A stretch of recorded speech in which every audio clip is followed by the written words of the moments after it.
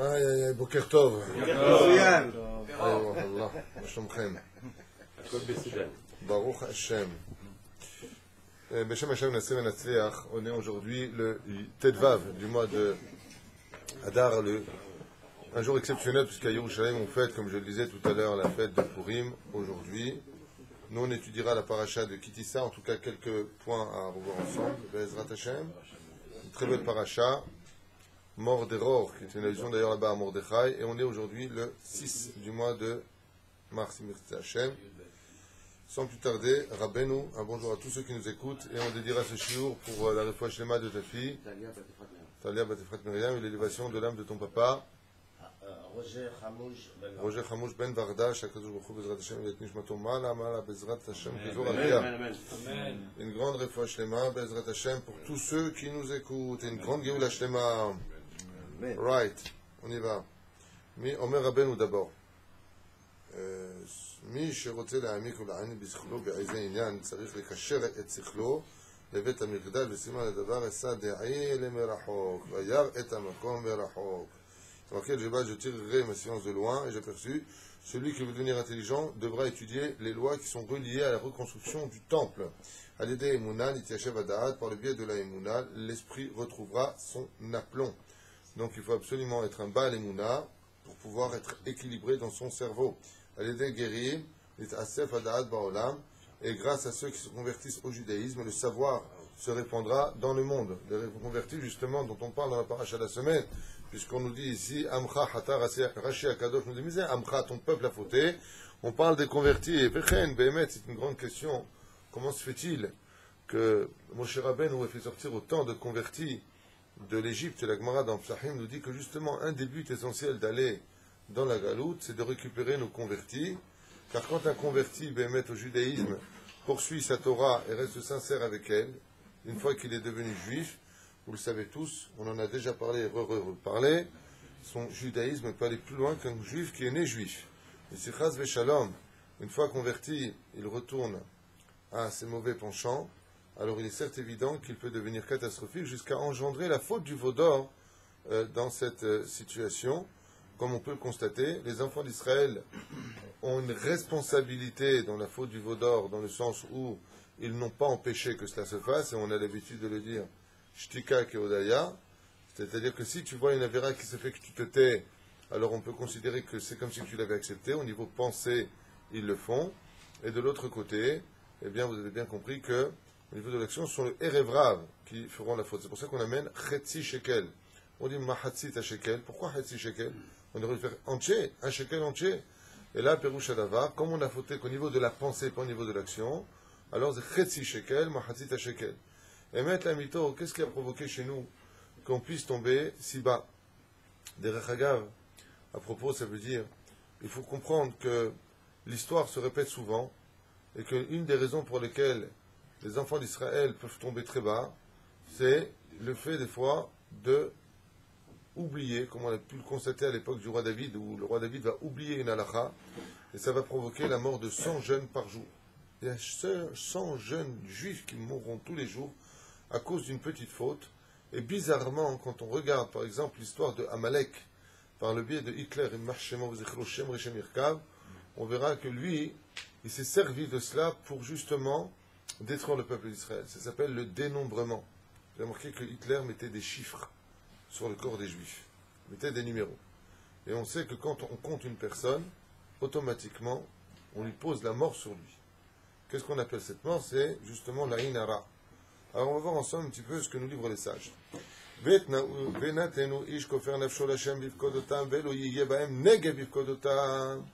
Et Bezrat Hashem, on devra prélever maintenant, comme vous le savez, le Mahatzit à Shekel pour faire le dénombrement des enfants d'Israël.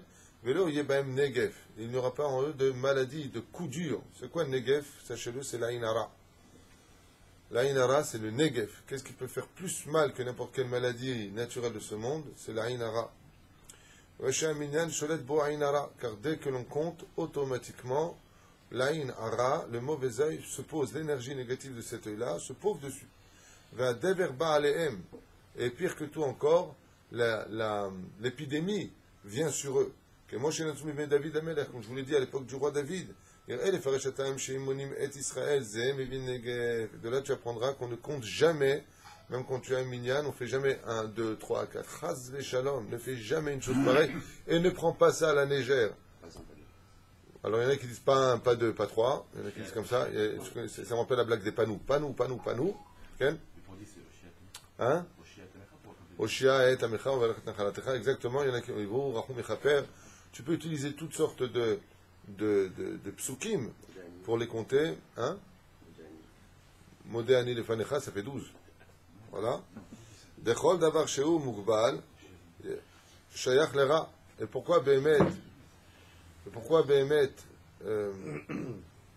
on ne devrait pas compter? Quel rapport, on va dire comme cela, y a-t-il entre l'Aïnara et le fait de compter? Quel rapport Behemet? Une grande question. Hein? Au moment où on compte, ça amène sur la personne, on ouvre son dossier. Bravo, alors ça c'est la question. La question que je pose, c'est pourquoi? Pourquoi au moment où je compte une personne, imagine maintenant je fais 1, 2, 3, 4, 5, j'ai ouvert quel dossier? Je compte. J'ai besoin de compter pour savoir combien on est. Où est le problème de compter? La réponse est simple. Les sages nous disent, toute chose qui est mukbal, toute chose que tu peux définir, automatiquement le mal a le droit de s'en emparer. Pourquoi tout ce qui je touche au monde de la spiritualité, c'est pas mukbal, ce n'est pas défini? Parce que si ce n'est pas défini, le mal ne peut pas y adhérer. Mais si la chose est définie, automatiquement, tu peux placer le mal à l'intérieur. Vous comprenez ce que je suis en train de dire? Non. Si je dis qu'il n'y en a que 10, j'ai défini? Oui. Ok, il y a du mal dessus. C'est tout. Ne définis pas avec ta bouche les choses. Comme par exemple, la personne, elle dit, ah non, moi j'ai que 1000 shekels sur moi. Tu viens de mettre le mal dans ce que tu possèdes. Ne définis pas ce que tu as. C'est ça? Quand tu viens et que tu dénombres les défauts de ta femme, les qualités de ta femme, tu viens de mettre le mal en elle. Baruch Hashem. Pour ça qu'Hachem est indéfini. Exactement. C'est pour ça qu'Hachem est indéfini, que les mitzvot sont indéfinis, que les salaires des mitzvot sont indéfinis, que l'étude de la Torah est indéfinie. Tout ce qui touche à la spiritualité est indéfini. Vous avez remarqué par exemple, tu as lu un livre. Tu l'as lu 100 fois. À un moment, 100 fois. Vous savez ce que c'est un livre 100 fois? Le Talmud, tu peux l'étudier 1000 fois, ce ne sera jamais la même chose. Il n'y a pas le Aleph. Hein? Il n'y a pas le Aleph. C'est-à-dire, il n'y a pas le Aleph. Non, dans le Talmud, il n'y a pas Aleph, ça commence. Ah, ça commence à bête, il y a Fémérod. Pour te dire qu'il n'y a pas de commencement. Fémérod. Je vous rappeler ici que ça commence toujours par la lettre bête dans le Talmud. Et pourquoi pas Aleph? Pour te démontrer, pour te dire qu'effectivement, il n'y a pas de début à l'étude de la Torah. Et pourquoi, Béhémet, dans l'étude de la Torah, c'est comme ça? Parce que si l'étude de la Torah, tu connaîtrais tout, Benigmar Asipour, automatiquement, le mal pourrait s'en emparer. Kol davar sheeshbo agbala, ara sholet bo. Dera ou milshon ra'aroa. Le mot mal, en hébreu, il vient du mot ra'aroa, qui veut dire ce qui tremble. Baruch haba égal. Shu matlipol. Ma perushadamal ra'aroa, ça veut dire quelque chose qui est sur le point de tenir. C'est-à-dire?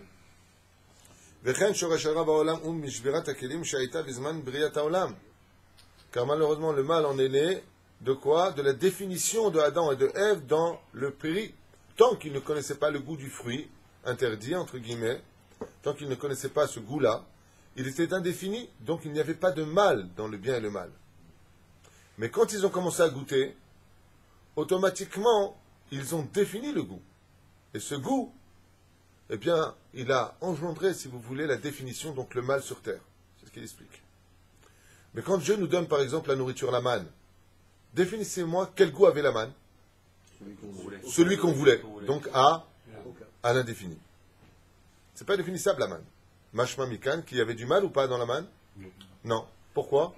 Si la manne avait un goût que tu pouvais définir, automatiquement, ça finit dans les psolettes. Ça devient des excréments. Automatiquement. Mais si ce que tu mangeais n'a pas de définition, c'est que Mina Shamaim, puisque la manne se renouvelait constamment par rapport au goût, eh bien tu pouvais tout simplement le laisser dans le tov absolu. On voit quelque chose qui est indéfini. Si on le rend défini, on amène le mal. Et si on l'a rendu défini, est-ce qu'on peut le re-rendre indéfini? Oui, c'est la teshuva. C'est la teshuva. Par exemple, quelqu'un qui fait teshuva, Il y a un moment où il fait tout. Il est Kova'itim la Torah, il fait 5 ans d'études de la Torah, il se comporte bien, il met les tefilines dans la joie, tout ce que tu veux sur terre. Alors il a fini? Non, il n'est pas fini. Kedoshim Tiou. Il n'est pas encore assez kadosh. Quelqu'un qui a arrêté de grandir, c'est quelqu'un de mort. Stagner, c'est reculer, c'est cette phrase. Si tu penses que tu as arrêté de grandir, je ne parle pas de la taille, hein, Maurice. Je pense à David. טוב, זאת הכלים, לא מקבל, לא מקבל. המרמז על דבר שבור ומת ליפול. Donc par exemple, la personne elle a de l'argent, elle va compter exactement combien elle a d'argent. Qu'est-ce qu'elle a imposé à ce moment-là? Elle a défini ce qu'elle a. Mais ça peut pas avoir. Non, vous ne comprenez pas ce que je veux dire. On l'a bloqué. Vous avez exactement, là tu as trouvé le mot le plus précis. Le fait de compter son argent, c'est bloquer son argent. Ne compte pas. Ne compte jamais. Le salaire, hein? Alors justement, alors, Abraham il dit on est obligé de faire des prévisions, de savoir exactement ce qu'on a. On ne peut pas dépenser au-delà de salaire éphémère. Aval, les Chachamim ne sont pas comme toi. Qu'est-ce qu'ils disent les sages? Ils disent que Kadosh Baruch Hu, tant que tu ne sais pas ce que tu as, précisément, il peut te rajouter. Et c'est un peu ce qui se passe avec l'Avrechim. Eux, ils ne comptent pas parce qu'il n'y a rien à compter. Donc, comme ils ne comptent pas, comme il n'y a rien à compter, Akadosh Baruch Hu, il peut leur rajouter. Résultat des courses, ils finissent par acheter leur appartement, avoir une petite voiture comme Colombo dehors. Ouais, pas top. Mais ça amène quand même à la maison. Hein? C'est un truc de fou. Combien tu as d'enfants chez Rio? Arba. Ça coûte cher? Très très cher. 4 enfants, ça coûte... Ils en ont 10 eux. Voilà. C'est l'air. Mais à la Teva. Et pourquoi c'est à la Teva? Parce que de compter 2500 shekels par mois, il n'y a pas à compter. Il n'y a rien à compter. Par mois, avec 10 gosses. Et un loyer comme tout le monde. T'as vu une douba? Les Chachamim répondent à ça, ce qu'il a dit comme question. Il dit, Hachem, si tu comptes ce que tu as dans les poches, je ne peux plus te rajouter. Parfois, parce que Aster Panaï, comme il a dit mon cher Rabbeinu dans la paracha de semaine, Ar'eni nait kevodecha, montre-moi comment tu diriges le monde. Il dit, oh, kilo irani adam bachai. L'homme ne me verra pas de son vivant. Ne commence pas à comprendre comment je fais les choses. Tant que tu n'as pas compté, je peux te rajouter, puisque tu ne sais pas. Donc tu ne vois pas le miracle. Et quand tu viens et que tu as, oh, t'as vu, j'ai Baruch Hashem. Voilà, Baruch Hashem, c'est que tu sais que c'est moi. C'est comme ça que tu me découvres. Mais si tu commences à compter ce que tu as dans les poches, j'ai exactement 980 shekels. Tu ne peux pas avoir plus. Pourquoi? Tu l'as défini. Donc automatiquement, tu as mis du mal à l'intérieur. Parce qu'on a expliqué que tout ce qui est défini, on prend le mal. Hein? Non, ça ne veut pas dire qu'il ne faut pas avoir les relevés bancaires. Mais non. On ne demande pas à un homme d'être irresponsable. On doit regarder ce que l'on a ou pas pour une chose. Ok? Quand on vient pour chercher ce qu'on a à apprendre, j'espère que j'aurai la somme. Toujours être positif. Si Dieu veut, j'aurai la somme qu'il faut. Je m'arrangerai. Toujours comme ça. Dans le sens où, mais ne viens pas dire, par exemple, tu dis, ah non, ça je peux pas. Ne dis pas le mot je peux pas. Parce que si tu le dis, tu as fermé une frontière. Si j'y arrive, si Dieu veut. Voilà. Ça veut tout dire en même temps, mais tu as été positif. Et tu peux avoir un miracle dans ce domaine. Mais si tu viens et que tu fermes la discussion, c'est foutu. Tu as remarqué que les Chachamim, quand tu viens les voir pour n'importe quelle question, professionnelle, spirituelle, ce que tu veux, qu'est-ce qu'ils disent? Ben, Ezrat Hashem.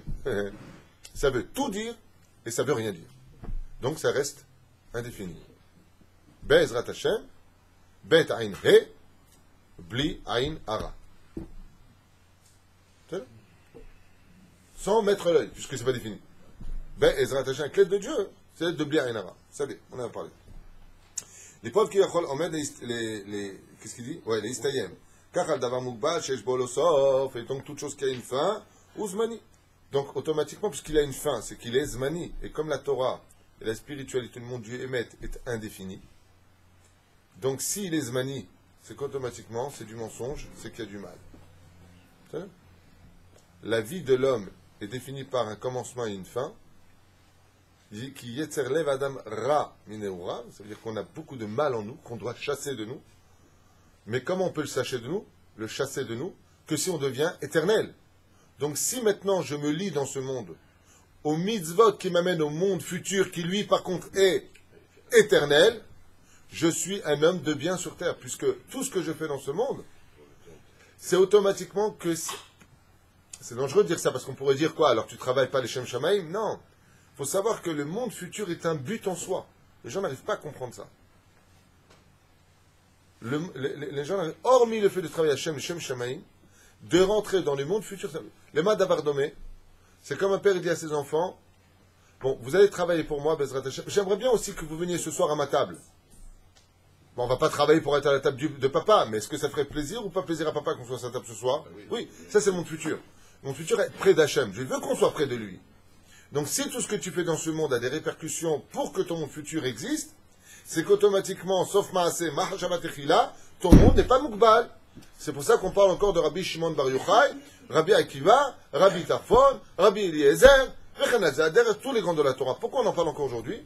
Parce qu'étant donné que toute leur vie, ils ont travaillé pour avoir une éternité dans chacune de leurs actions, ce qu'on expliquait pendant cette merveilleuse fête de Purim qu'on a fait ensemble aux enfants, lorsqu'on voit une allusion sur 127 dans la Torah, ils ont dit Sarah et Menou. Quel rapport entre les 127 provinces de Mordechai, de Achashverosh et de Esther? C'est tout simplement que Esther est devenue la reine des 127 provinces parce que 127 provinces correspondaient à une année de travail de Sarah. Ce qui fait que Sarah, qui a vécu 127 ans, a démontré par cela qu'elle n'a pas perdu une seule seconde de sa vie et qu'elle y a placé de l'éternité dans les générations futures. Puisque à l'époque de Esther, elle devient la reine de 127 provinces. Grâce à qui? Grâce à Sarah qui a travaillé pour cela. Donc les répercussions qu'on en a ressorties sont importantes. Mais si la vie de l'homme, c'est simplement de manger, boire, dormir, rien faire de sa vie, alors il est évident que cet homme-là est un mal. C'est mamash ra.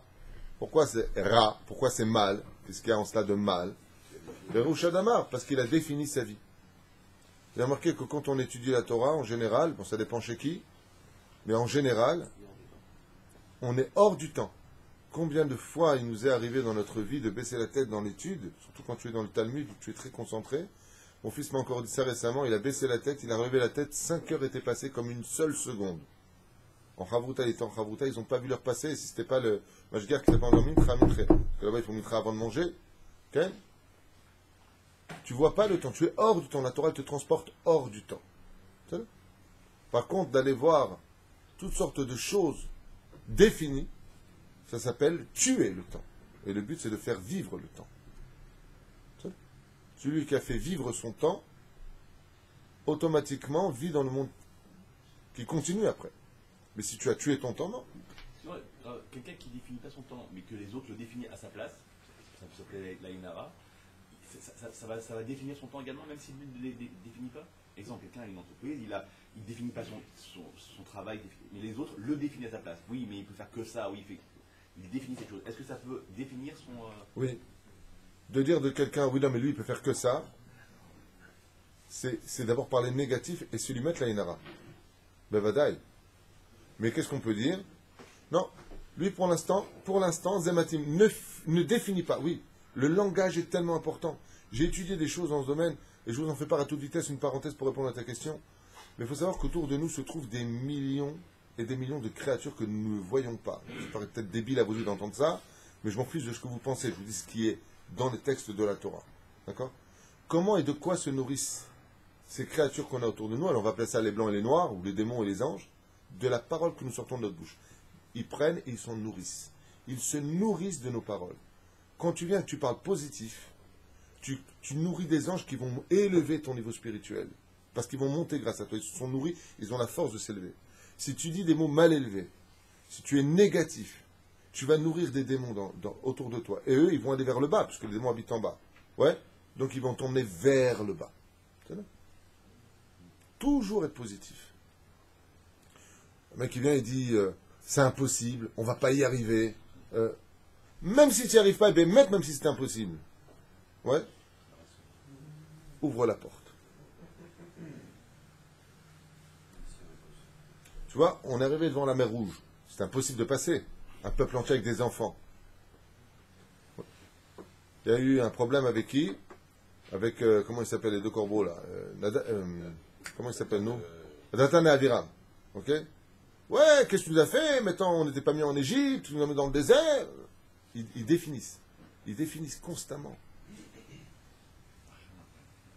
Ils définissent le fait qu'on ne peut pas y arriver. Leur parole a créé la mort de tous les enfants d'Israël dans le désert. Il n'y en a pas un d'eux qui est rentré à part Yoshua et Caleb, selon la tradition juive. Moi j'en ai compté plus, mais la Torah dit ça. וזו המהות הפנימית של המושג רע. זה דבר שייך לקדושה, שהוא נצחי היות שהוא מחובר לאין סוף. C'est pour ça que Dieu, comment il s'appelle dans la Kabbale? En Sof Baruch Hu. Comment est-ce qu'on appelle à Dieu dans l'étude de la Torah? En Sof. Mais c'est En Sof? L'infini, béni soit-il. Il est infini. Mais si Chaz Veshalom, tu définis Dieu comme un homme, ou que tu définis Dieu comme un veau, ou que tu vas définir Dieu par une espèce de statuette qui a un commencement et une fin, Avoda Zara. Automatiquement, tu fais de l'Avoda Zara, Pérouche d'abord que tu vas définir le divin. Si tu l'as défini, c'est qu'automatiquement il est quoi? Mal. Et c'est ce qu'il lui dit. Ar-enina et kevodecha. Montre-moi ton kavod. Tu ne peux pas le voir. Il dit pourquoi? Parce que tu es dans un monde mukbal. C'est marrant parce qu'en hébreu, le mot mukbal, ça veut dire deux choses, vous savez. Ça veut dire défini, et ça veut dire aussi mefaguer. Quand tu viens et que tu dis de quelqu'un qu'il est débile, c'est-à-dire qu'il a un problème pour comprendre, il a un problème sikhi, il est en retard au niveau du cerveau, on appelle ça au mukbal. Ça veut dire qu'automatiquement, quand tu es dans le monde du défini, tu es automatiquement dans le monde du fou. Tu perds la tête. Et le fait de définir les enfants d'Israël, c'est que tu les mets dans un monde de mukbalout. Et c'est pour ça que chez Hachem, quand on vient pour faire la guerre à nos ennemis, il ne nous demande jamais de quantité, mais de la qualité. Jamais. Il n'y a pas besoin, il lui a dit, tu te rappelles Yoshua Binoun? Non, tu prends trop d'hommes. On a pris 100 000 hommes. Mais pourquoi tu définis? Parce que chez Dieu, ce que peut faire 10 hommes, peut être fait aussi par 100 000 hommes, comme 1 million d'hommes. C'est l'homme échané chez Dieu. Puisque tant que tu es dans la bracha, la quantité n'existe pas. Vous préférez... Je dis une bêtise comme ça, peut-être. Vous préféreriez par mois 50 000 shekels sans bracha ou 5 000 shekels avec bracha de Dieu? C'est évident et c'est prouvé qu'il y a des gens qui gagnent beaucoup d'argent qui ne s'en sortent pas. Et ils te le disent eux-mêmes, tu n'as pas besoin d'aller voir un arabe. Je sais pas, je comprends pas, je gagne super bien ma vie, j'ai pas de bracha. Il n'y a pas de bracha dedans. Hein? Alors 50 000 shekels avec bracha, il dit, c'est encore mieux, c'est sûr. Et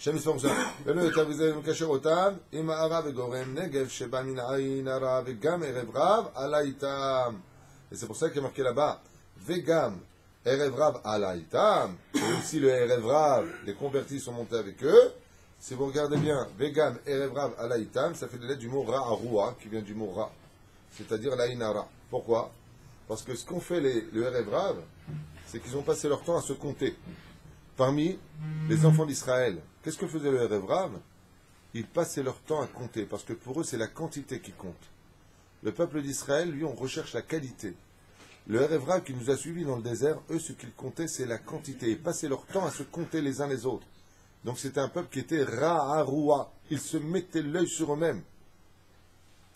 Amra Torah itnu mahatzit shekel ve'imnu et shekalim. Donc qu'est-ce qu'il a fait? Moshe Rabbeinu, il demande, donnez mahatzit shekel velo al klal Israël, ve'ashekalim iyu kofer. Et c'est pour cela que les shekalim, ils étaient kofer. Moi c'est kofer, Peroucha Davar, ils venaient faire, kofer ça vient du mot kapara. Kapara de quoi? Qu'ils partent en kapara de la définition, parce qu'on a quand même besoin de savoir combien on a dans la vie. Donc on va employer une façon de compter qui n'est pas une façon de compter qui va définir, mais une façon qui va permettre de savoir ce que l'on a sans avoir compté ce que l'on a. C'est là. Ben, où Rahom Michaper avant? Plusieurs millions d'euros. C'est là. T'as pas besoin de les compter à plusieurs millions d'euros. T'en fiches. T'as pris un mauvais exemple là. יש כופר נפשו להשם כופר משום כפרה ונותנים לסטרא אחרא דבר מסוים כדי שיכפר ויוותר על הדבר השני וכן Oh, ici, il y a un très beau chidouche. Il dit pourquoi Mahatzit Shekel? Il dit parce que l'autre côté, c'est la Sitra Hara. Pour que la Sitra Hara, les forces du mal, nous laissent tranquilles. Il dit Mahatzit Shekel pour savoir combien on est. Et l'autre côté, c'est pour qui? Il dit Ten aux forces du mal, qu'elles nous lâchent. Shashkalim yafrou liot davar sheyesh bo mispar. Parce que les Shkalim, ils peuvent avoir un mispar. Mais l'autre chaz veshalom en Israël. Et qu'on n'avait pas compté le peuple d'Israël.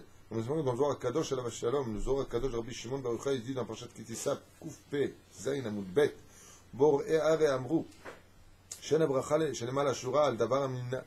Car comme vous le savez, la Gemara aussi elle le dit, pas que le Zohar, il n'y a de bénédiction dans ce monde que de ce qui n'a pas été compté. Ne compte pas ce que tu as. V'imtish al Israël, Echnimnu.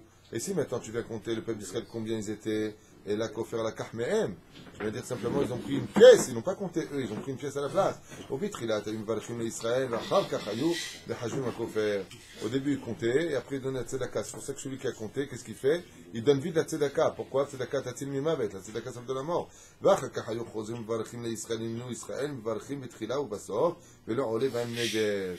Alors il y en a qui disent comme ça qu'au début ils comptaient le peuple d'Israël, après ils prenaient, ou le contraire, dans le sens contraire. Il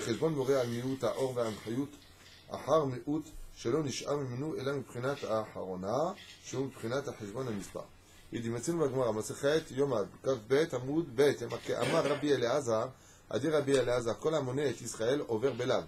Tout celui qui compte le peuple d'Israël fin et sourd de la Torah. Shenemar Vayam Mispar Ben Israël Kechol Hayam. Car la Torah nous a dit combien nous sommes, aussi nombreux que les grains de sable des océans. Asher Lo Imad, qui est donc impossible de compter.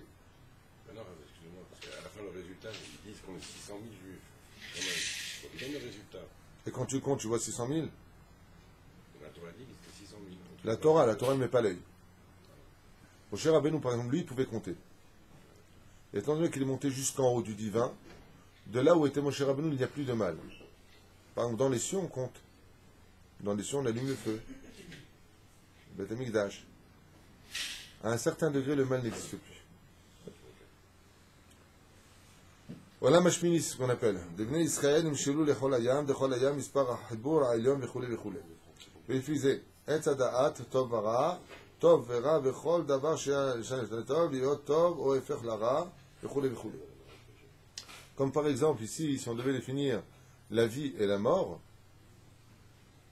qu'est-ce qui fait mourir un enfant? Le fait qu'il soit défini par son âge.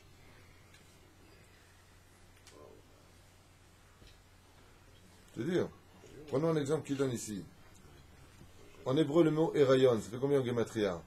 Et Eresh, ça fait 205, plus Yud, 215, plus Vav,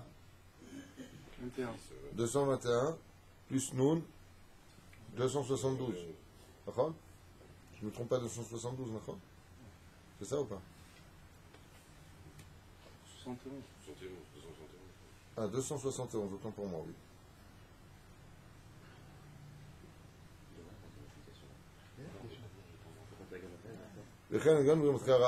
Avec le kolel. C'est pour ça que le mot Erayon, il est compris de, comment dire, de la gematria du Mora. 270 avec le kolel, ça fait 271. C'est-à-dire, il m'a kolel. Aval, mitzat sheni, combien de temps une femme elle reste de jours enceinte? 9 mois, ça fait 270 jours. Gematria, Ra. C'est quoi le collet? Il m'a collé le mot lui-même. Délivrer rayon, mesamel et sfirat, mispar atarton. C'est pour ça que, pourquoi est-ce que l'enfant, il commence à mourir du jour de sa naissance? Parce qu'il est défini dans le monde de Erayon. Erayon, c'est, on a expliqué, 270 jours. Gematria, Ra, Resh, Aïn, c'est 270. C'est ce qu'il définit. Mais quand viendra le Melech HaMashiach, tout ça disparaîtra. Et donc la femme ira avec son mari la veille et engendrera le lendemain matin. Donc, quelle fin attend ses enfants?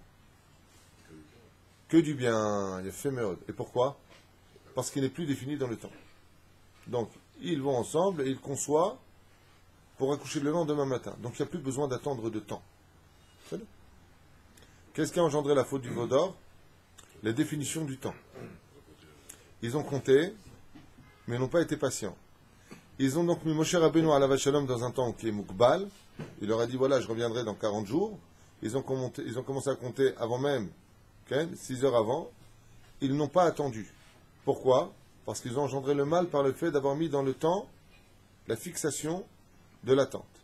S'ils n'avaient pas défini le temps, donc ils auraient été plus patients, automatiquement, ils n'auraient pas eu la faute. C'est là. Donc définir l'âge de quelqu'un et faire son anniversaire chaque année, par exemple, c'est le définir, c'est le tuer. Alors, de définir une personne par rapport à son âge, c'est pas que ça peut le tuer ou pas. Non, en général, les anniversaires, d'abord, on n'a pas l'habitude, nous, de les fêter, réellement parlant, mais on les fête que minag v'en bezebaya. Il n'y a pas de problème de le faire. La seule fois où on voit un mec fêter son anniversaire, c'est Pharaon dans la Torah. Yom Uladet le Paro, tu vois, c'est marqué, c'est sympathique. La seule fois où on le voit. Dans la Torah, livre de Bereshit. Sympathique. Aval, nous, dans le judaïsme, l'anniversaire est considéré comme un jour de Yom Kippourim, un jour de Rosh Hashanah. C'est-à-dire que dans les cieux, on est jugé le jour de notre anniversaire comme à Rosh Hashanah. Pourquoi? Qu'est-ce que tu as fait de ton année? C'est d'ailleurs le seul anniversaire individuel dans les cieux. C'est ton Rosh Hashanah à toi. Donc si une personne maintenant, elle vient et qu'elle a fait des bêtises toute l'année, le mec lui dit Mazel Tov de quoi? Non. Un jour, normalement, où Be'ezrat Hashem, on doit être dans la joie, Baruch Hashem, encore une année de gagner. Parce qu'on estime qu'on doit regarder le bien dans la vie. Donc il a fait beaucoup de mitzvot, encore une année de gagner dans les mitzvot, dans les shabbatot qui ont été faits, dans les yom tov qui ont été faits, dans la tzedaka qui a été faite. Baruch Hashem, on va définir ça. Il faut être positif, il ne faut pas être non plus négatif. La reine, si, il vient et qui fait un anniversaire pour parler de Divrei Torah, de dire Bezrat Hashem, pas son espède, chas v'shalom, mais de définir le bien qu'il a pu faire Bezrat Hashem cette année comme exemple pour les autres, sans raconter sa vie, de belles histoires, inematov umanaim. Okay? Il faut toujours être positif. Parce que tout ce que l'on fait sur Terre, vous le savez bien, c'est pour nous. Tout ce que l'on fait sur Terre, tout ce que l'on va engendrer sur Terre, c'est que pour notre bien à nous. Comme cette histoire qu'a racontée la femme du Rav Kanievski. Hashem tenu bezrat Hashem, refoua shlema, achlama meira bezrat Hashem, lepadeh, haïm arukim. À Bnei Brak, en face de la maison du Rav Kanievski, il y avait comment dire, un voisin qui venait de s'installer au premier étage, et lui, pour ne pas que les enfants ils se penchent par la fenêtre, il a voulu mettre des soragim, vous savez, des barreaux, des jolis barreaux comme ça. Alors, c'est un immeuble à 3 étages, c'est pas très haut. Le voisin du milieu, il est venu voir le voisin d'en bas, il lui a dit non, vous ne pouvez pas mettre de soragim, je vous interdis de mettre des soragim. Il dit mais je veux mettre des soragim, vous savez, des barreaux, quoi, aux fenêtres. Il lui a dit non, moi ça me dérange. Il lui dit mais en quoi ça vous dérange? C'est pas chez vous. Et il lui a dit écoutez, si vous mettez des barreaux, n'importe quel voleur maintenant au premier étage, il pourra passer par vos barreaux et atteindre ma fenêtre et me cambrioler. Donc je suis concerné par votre décision. Sur ce, je ne veux pas que vous mettiez vos barreaux. Maintenant, le 3e étage, le Rav qui vivait au 3e étage, c'est pas un Rav, c'est un Avrer. Il vivait au 3e étage. Quand il les a entendus discuter comme ça dans les escaliers, se disputer, ils ont commencé à élever le ton l'un et l'autre. Il n'allait pas me dire ce que j'ai à faire, c'est mon appartement, j'ai acheté. L'autre dit oui, mais attendez, votre décision engendre seulement un mal, et donc je ne peux pas accepter une chose pareille. Qu'est-ce qu'il a fait lui? Il est parti voir le propriétaire du premier étage et il lui a dit voilà, je vous dis la vérité, si ça ne vous dérange pas, nous, ça fait des années qu'on vit tous en shalom dans cet immeuble, on se dit Shabbat Shalom, tous avec le sourire, et là, il y a déjà une mauvaise ambiance. Moi, ce que je propose, c'est la chose suivante. Vous avez raison de faire ce que vous voulez, mais lui, il a aussi raison. Parce que c'est vrai que par la gouttière, n'importe quelle personne agile, il peut arriver, il monte par vos soragim à sa fenêtre, qui est juste au-dessus, et pourra rentrer chez lui. Alors, qu'est-ce que vous proposez? Il dit, voilà ce que je propose. Moi, je mets la moitié de ce que ça coûte, et vous mettez l'autre moitié de ce que ça coûte. On lui fait aussi des soragim à lui, on lui met des barreaux aussi chez lui. Comme ça, il n'est plus concerné par le problème. Vous avez les vôtres. Il lui a dit, mais vous, qu'est-ce que vous avez à gagner dans tout ça? Il dit, le shalom. Qui est le shalom dans cet immeuble? Qu'on se dit tous bonjour. Il dit, quoi, vous êtes prêt à payer pour ça? Il lui a dit, je suis prêt à payer parce que c'est tellement important de s'aimer les uns les autres. Et c'est ce qu'il a fait. Ils sont partis voir les deux propriétaires du 2e étage, et ils lui ont dit, voilà, si vous voulez par contre, lui il met les barreaux, mais nous on vous paye les barreaux aussi chez vous, que vous ayez des soragim à vos fenêtres. Comme ça, même si... 3e, non, il n'a pas de problème. Lui, pourquoi il n'avait pas de problème? Parce que ça devient dangereux pour un voleur. 9 mètres, c'est pas 6 mètres. Top! Vous avez c'est pour amitié. Ils ont mis les soragim, Et voilà qu'un mois plus tard, c'était Hanouka. Le couple du 3e étage part au mariage et il laisse la babysitter garder les enfants dans l'appartement. Il y a eu un problème avec une bougie qui est tombée. L'appartement a pris totalement feu. Et la babysitter s'est endormie. Donc, étant maintenant dans la fumée et ne voyant rien, elle ne trouve pas les clés pour ouvrir la porte. Et ils ne savent plus quoi faire. La porte, elle est blindée. Ils ne savent pas comment l'ouvrir. Et qu'est-ce qu'ont fait les jeunes quand ils étaient en bas, ils ont vu ça, ils disent mais c'est pas compliqué, on peut passer par les souragim. Ils ont pris le marzev, comment on dit le marzev, la gouttière. Ils sont arrivés au premier souragim du premier voisin, ils sont montés au 2e étage, et là ils ont pu ouvrir la fenêtre du 3e étage, et ils ont pu sauver tout le monde sans exception. Quand ils sont revenus à 1h30 du matin et qu'ils ont vu leur appartement brûler, mais leurs enfants vivants, ils se sont retournés et il leur a dit tu vois ce que c'est? Tu vois ce que c'est de faire le bien dans ce monde. Si j'avais pas eu l'idée de te dire viens on fait des soragim, il aurait perdu son appartement et ses enfants. Alors allez, nous alechem. Ava, le fait d'avoir eu pour le shalom Baruch Hashem l'idée de faire du bien à autrui, de donner à l'autre, alors il a pu sauver ses propres enfants. Le fait du don de soi. C'est la définition de ceux qui ne comptent pas. Viens on paye les soragim, viens on paye. Moi c'est bien on paye, ça coûte cher. Non, viens, on paye. Tu n'as pas compté, c'est toi qui as gagné. Baruch Hashem. On peut dire qu'il y a tant d'habitants en Eretz Israël, par exemple, ou pas? Ok. Mais en réalité, le chiffre est toujours erroné. Oui, parce que, Le chiffre est toujours erroné. Il y a des naissances. C'est là. Il est mort. C'est un investissement. Ouais, sans compte payé pour être.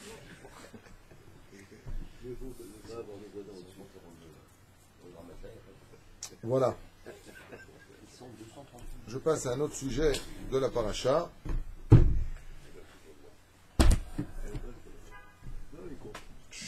Rabotai, v'chol hamboshesh ushmartem et ha-Shabbat ki kodesh ilachem.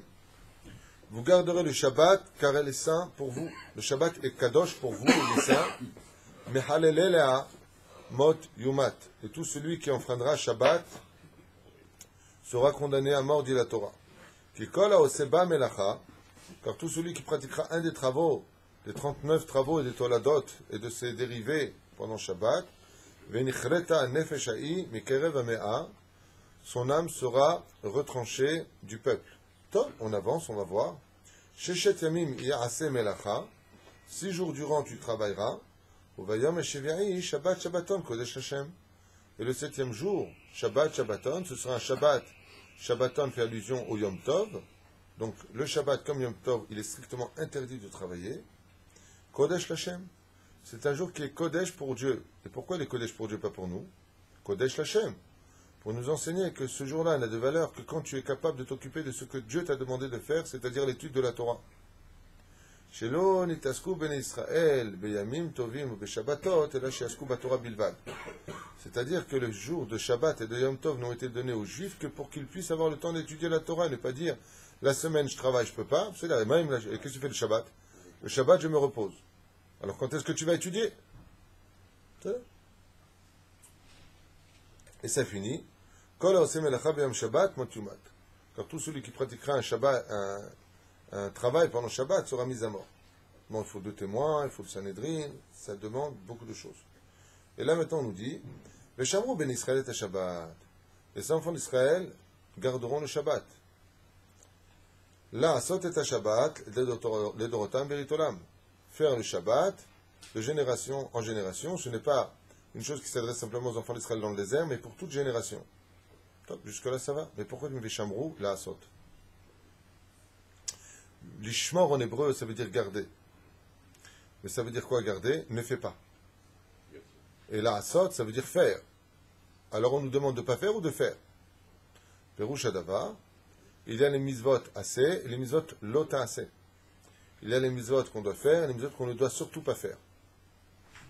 D'accord? Comme par exemple donner la tzedaka pendant Shabbat. On ne doit pas la faire pendant Shabbat, c'est de l'argent sourd. D'accord? Faire un bichoul, cuire pour un invité la malo, il a faim, on ne peut pas cuire pendant Shabbat. Tu vois? Beni ou ben Israël ot i. c'est un signe d'alliance entre toi et moi. Mazé, Beni Uven Bene Israël, entre toi et moi. On a donné deux explications, que le but de ce monde, c'est de faire Shabbat. Mazé, l'Ishmor et Shabbat, c'est le Shabbat que Dieu t'avait donné. La Asot et Shabbat, c'est de faire toi-même des Shabbatot. Comment tu vas faire des Shabbatot? En rentrant une demi-heure avant l'heure Shabbat, une demi-heure après l'heure Shabbat, comme Rabbeinu Tam, tu vas créer un surplus sur l'heure de Shabbat que Dieu t'a donné, et au bout d'un an, tu vas créer de Shabbat toi-même. Donc, l'Ishmor et Shabbat, c'est ce que Dieu t'a donné. La Asot et Shabbat, c'est faire le Shabbat que toi, tu peux faire de tes propres mains, en rajoutant un peu plus de temps, ne soyant pas pressé de sortir ton Shabbat. Au bout de l'accumulation d'une année, tu as fait au moins 2 Shabbatot, toi-même, tout seul, dans l'année. Ça s'appelle la Asot et Shabbat. Donne-moi tes Shabbatot de toi, à toi, mais pas ceux que moi j'ai donnés. Sois capable de fomenter plus de Shabbatot. Et là, on nous dit, Béni ou Ven Béni Israël, entre toi et moi, c'est un signe d'alliance. Ça veut dire de là que tout celui qui est goy, tout celui qui n'est pas juif, qui est Shomer Shabbat, Chayav Mita. Tout comme un juif qui n'est pas Shomer Shabbat, il est Chayav Mita, condamné à mort. Si un goy, un non-juif, devient Shomer Shabbat, même s'il se convertit par exemple, il est en phase de conversion. Jusqu'à son jour de conversion, il est obligé d'enfreindre au moins un interdit de Shabbat, devant des témoins. C'est dommage que des fois, on a des problèmes d'électricité. Et tu as un converti dans la synagogue, et il doit. C'est pas il veut ou il veut pas. C'est des lois pour la conversion. Il doit enfreindre Shabbat. Alors, des fois, tu lui dis, bon, attends, qu'ils sortent tous, parce que pas tout le monde est obligé de savoir qu'il n'est pas. Et des fois, il y a des moments de crise, comme Yom Kippourim. Des fois, il y a Yom Kippour, tu as un mec en conversion, il n'est pas encore juif. Ouais, donc il doit être chômeur malgré tout. Mais il doit enfreindre. Maintenant, on a un problème, ça s'est éteint, comme ça s'est passé un jour. Alors, on avait demandé à un converti, enfin une personne qui est en conversion, de bien vouloir remettre, il s'était vexé. C'est bête. Au contraire. Au contraire. Au contraire. Hein? De quoi? On se souvient de cette histoire. Il n'est plus revenu. C'est bien, bah, qu'ils ne reviennent pas. Mal à saute. Chaval que les gens travaillent pour eux-mêmes. Au contraire, si tu es entré dans le peuple d'Israël, travaille pour le peuple d'Israël, tu n'es pas encore juif, rends service au peuple. Tu comprends ce que je veux te dire? Surtout que ça fait partie des lois de la conversion. Surtout que ça fait partie des lois de la conversion. Normalement, quand une personne se convertit au judaïsme, elle doit avoir 2 témoins qui le voient les Halal Shabbat. Comme une fois le Rav Ovadia Yosef est arrivé à Londres, je racontais ça. Il a trouvé une feuille, un stylo sur la table de Shabbat. Et ils ont dit, mais c'est Shabbat, comment vous pouvez laisser ça? Le Rav Ovadia a dit, apparemment il y a un converti qui doit écrire un mot sur la table devant nous. Non, c'était Emet. Il y a un converti qui est venu, pendant Shabbat, il a pris la plume et il a écrit un mot devant 2 témoins. Pourquoi? C'est un signe entre toi et moi. Ah, c'est-à-dire que même la faute du converti, là, celui qui est en conversion, il doit se faire devant 2 témoins. Il faut, Vadaï. Et il ne peut pas la faire seul. Et pourquoi? Parce que s'il n'est pas encore juif et qu'il fait Shabbat, dans les cieux, il est condamné à mort. Ça ne veut pas dire qu'il doit aller Chalel Shabbat. Ça veut dire Chaz Shalom, s'il est en conversion, la Chad, il doit tout faire. Mitzvot, Kalot, Keva Hamorot. Il doit même rentrer dans la Souka, le Goy, s'il est en conversion. Mais de l'autre côté, Beni ou Benechem, tu n'es pas encore juif, donc tu dois faire un chiloul. Tu dois enfreindre quelque chose. Comme c'est marqué, Beni ou Benechem. Mais c'est Beni ou Benecha, comme c'est marqué ici. Beni ou Bene Israël. Entre moi et les enfants d'Israël. Pour l'instant, tu n'es pas encore Israël. Donc tant que tu n'es pas Israël, tu dois enfreindre une chose. Mais tu dois enfreindre les Shem Shamaim. Mais si maintenant la personne convertie, il allume cette lumière, après il allume une autre lumière, hop, là tu n'es plus digne de lui. Et un seul issour. Tu dois briser la chaîne.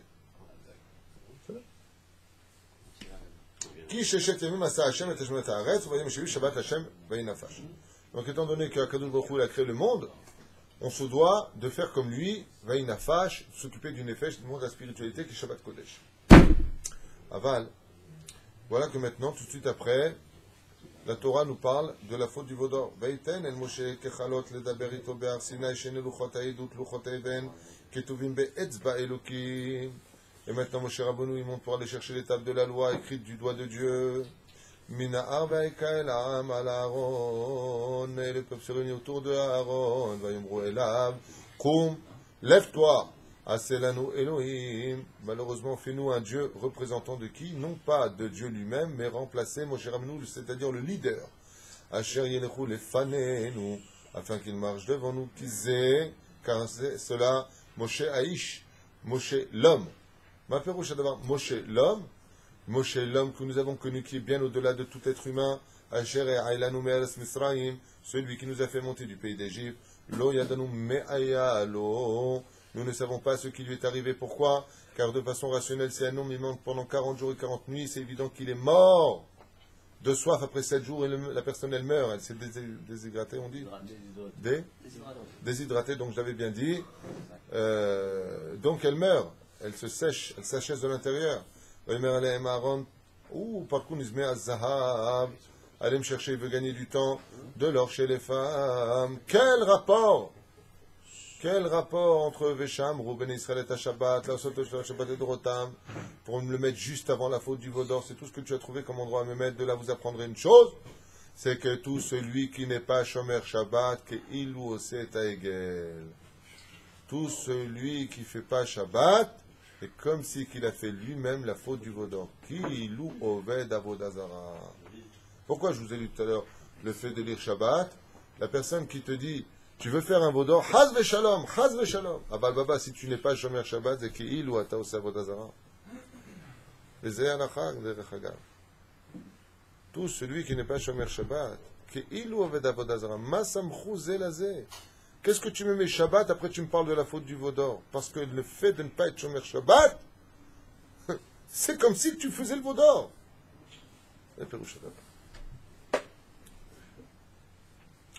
Vayomer alem Aaron, parkou nizme azav asher beozne neshechem. Par le srout des femmes d'Israël, nous sommes sortis d'Égypte. Les femmes n'ont pas voulu participer à la faute du veau d'or.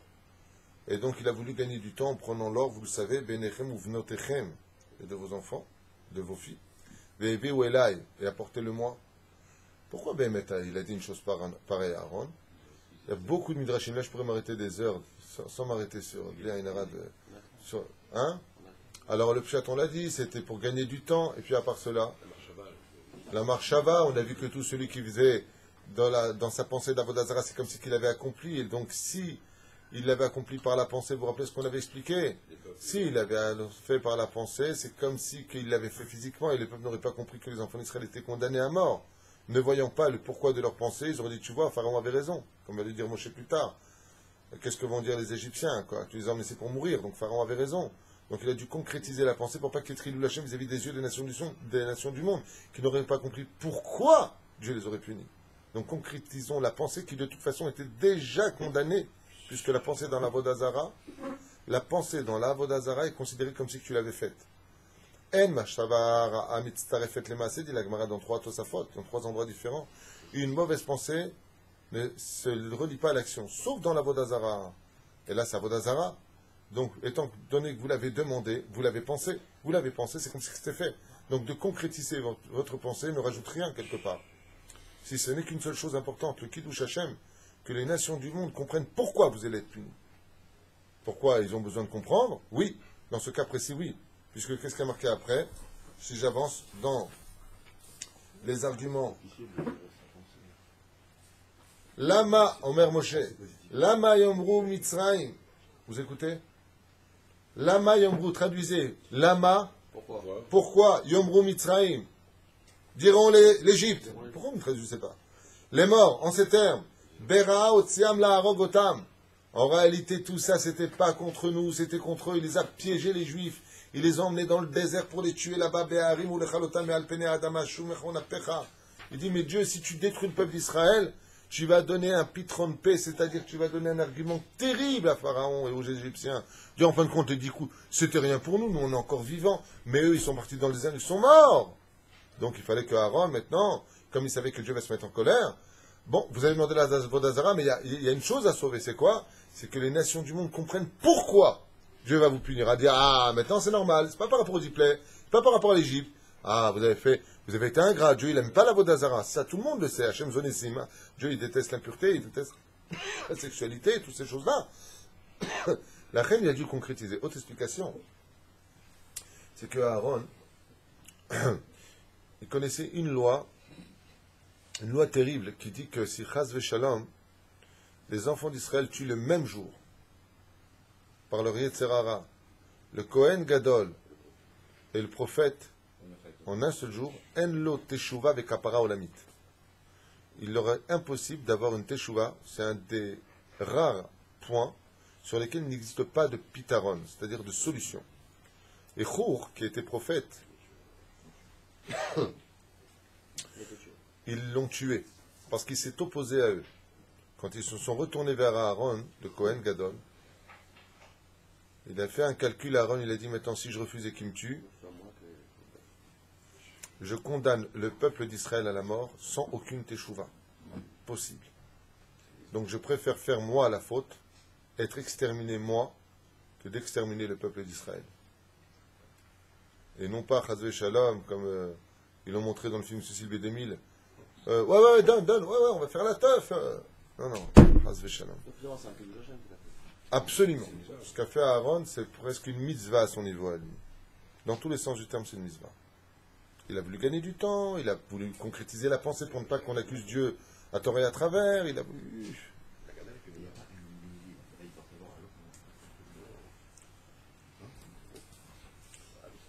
Maintenant, dans l'argument, alors on avait parlé de l'an dernier, je vous conseille de voir la faute du veau d'or, ça s'appelle la réincarnation de la faute du veau d'or, je crois, dans le cours. En réalité, ce qu'on voulu faire, c'est réincarner Naval dans la faute du veau d'or, c'est un sujet très prenant. Vous vous rappelez de ça? Père de Lavan. Non, le fils de Naval. C'est là? Où là-bas, en réalité, le veau d'or était une réincarnation d'un des sorciers de l'histoire. Voilà, à travers l'herbe, un veau qui broute, exactement. Tout ça, on avait expliqué. Regardez dans le cours de l'an dernier ou l'an d'avant, je crois. Non, l'an dernier, parce que le site n'existait pas il y a 2 ans. Veza Inyan. Je finirai juste avec un argument magnifique de Moshe Rabbeinu, qui dit comme ça.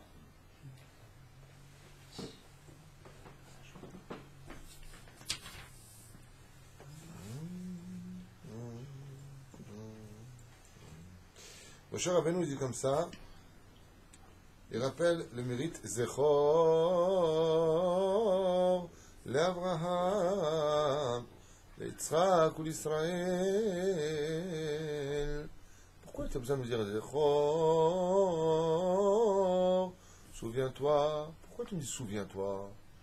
Il dit parce que contre les 10 commandements qui ont été maintenant trahis, il y a eu les 10 épreuves d'Abraham qui peuvent maintenant réagir et sauver le peuple d'Israël. Tu dis, mais ils ont détruit les 10 commandements? Ah, ils ont détruit les 10 commandements. Zechor, souviens-toi, regardez la force de quelqu'un qui a fait des mitzvot dans ce monde. Quelle force il a. Il peut sauver toutes les générations qui viendront.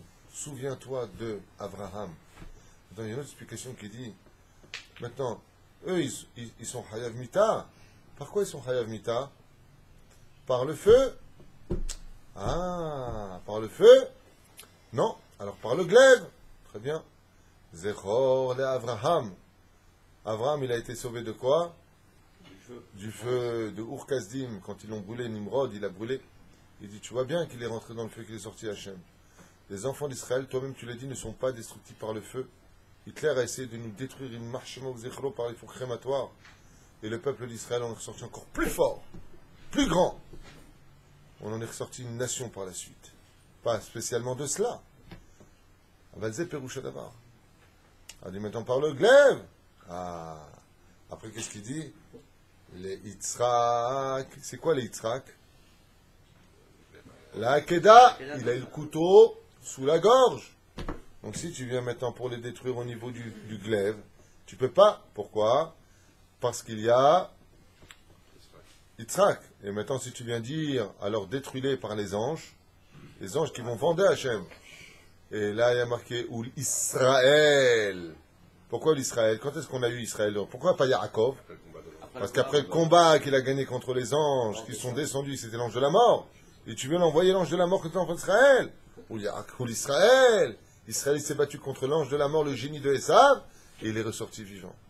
En d'autres termes, il est en train de dire, c'est vrai qu'on a un problème. C'est vrai qu'il y a quelque chose qui ne va pas. Aval Am Israël Chad Kayam Hashem. Et qui comme toi le sait, qui a sauvé Abraham, Yitzhak et Israël de toutes ces morts, alors de quoi tu veux les condamner à mort? Comme il est marqué, Avadecha Hashem Nishbat Alahem Bach, car tu as juré par le fait qu'ils aient eu le srout d'être sauvés, que tu ne les tuerais pas par ce biais-là. La reine Am Israël, même s'il a fauté, restera toujours le peuple d'Israël. Shiniske Be'ezrat Hashem Egula Shlema Hama Meira ou Be'ezrat Hashem Ardut Ba'am. Parce que n'oubliez pas un détail, la hardout, comme on en a souvent parlé, Bezrat Hashem, approchera la Géoula beaucoup plus vite que des gens qui accomplissent des mitzvot séparés les uns des autres. Kol Tov.